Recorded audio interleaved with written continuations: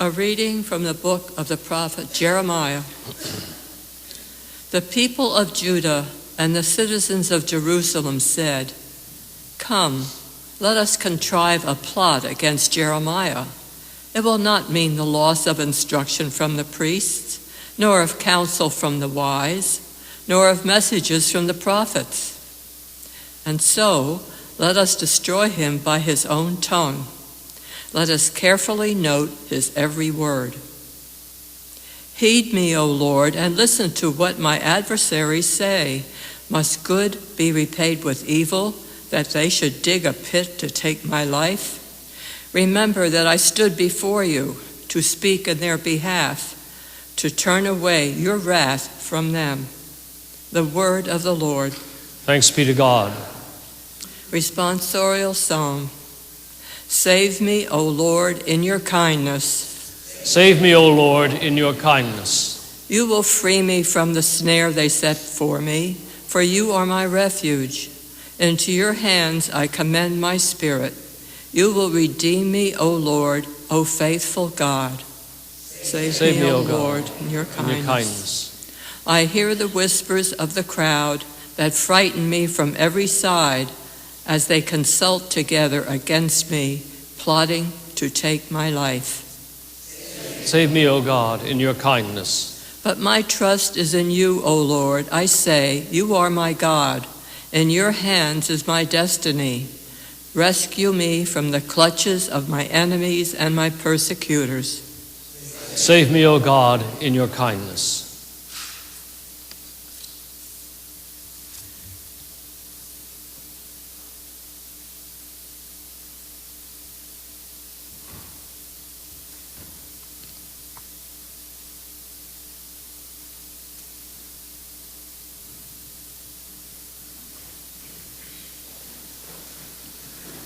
Praise to you, Lord Jesus Christ, King of endless glory.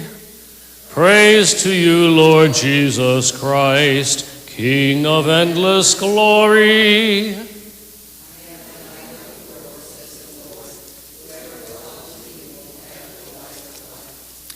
Praise to you, Lord Jesus Christ, King of endless glory. The Lord be with you. A reading from the Holy Gospel according to St. Matthew. As Jesus was going up to Jerusalem, he took the 12 disciples aside by themselves and said to them on the way, "Behold, we are going up to Jerusalem, and the Son of Man will be handed over to the chief priests and the scribes, and they will condemn him to death and hand him over to the Gentiles to be mocked and scourged and crucified, and he will be raised on the third day." Then the mother of the sons of Zebedee approached Jesus with her sons and did him homage, wishing to ask him for something. He said to her, "What do you wish?" She answered him, "Command that these 2 sons of mine sit, one at your right, the other at your left, in your kingdom." Jesus said in reply, "You do not know what you are asking. Can you drink the chalice I am going to drink?" They say to him, "We can." He replied, "My chalice you will indeed drink, but to sit at my right and my left, this is not mine to give, but it is for those for whom it has been prepared by my Father."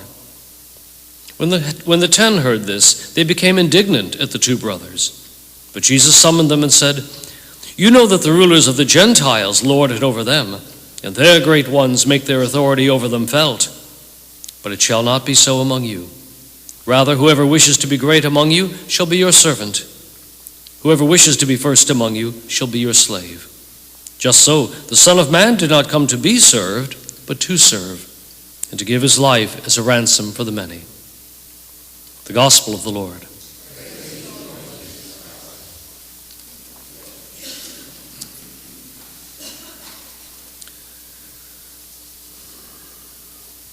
Both yesterday's Gospel and today's offer us a contrast between authentic service-based discipleship following Jesus Christ on the one hand, and going after glory and prestige and position on the other.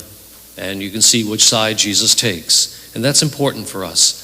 To be authentic disciples, we need to be people who are willing, as he says, to to suffer, to die, to be a servant, to be the last among you, to be able to dedicate ourselves to the needs and the good of others rather than looking for pride and position and everything ourselves. Yesterday, in the little Lenten prayer guide that we had from Father Robert Barron, he made the observation that, you know what? The church is going through some hard times now. Vati leaks, sex abuse problems, not just in the United States, but all over the place, including most recently Scotland, as well as the Archbishop Cardinal of Los Angeles. How do we deal with all this when it hits the press the way it does? Well, Father Barron suggests that maybe this is a period of purification for us. And the answer is yes and no. Number one, certainly, first of all, none of that happened so that we could be purified. It was all sin to begin with. But number two, it isn't purification unless we choose to allow it to purify ourselves. And by ourselves primarily, I guess I have to mean the various bishops and archbishops in charge, who are the ones that kind of do the massaging of clergy scheduling and shifting and whatnot. But if we collectively, the whole church, are not willing to allow bad experiences like this, in fact, to purify us, we have the great temptation simply to hold our breath and close our eyes till we reckon that enough people quit looking at us, and then we can go on with business as usual. Unsatisfactory. We need to allow whatever goes on that humbles us to make it fruitful. And if we are going to be people who also, like Jesus, come not to be served, but to serve, then the status in the world's eyes, one way or another, really doesn't matter.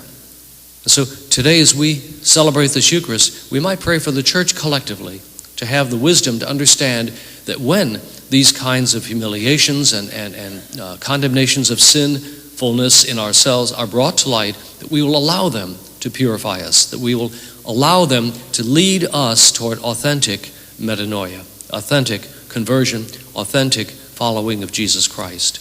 Let us stand and pray.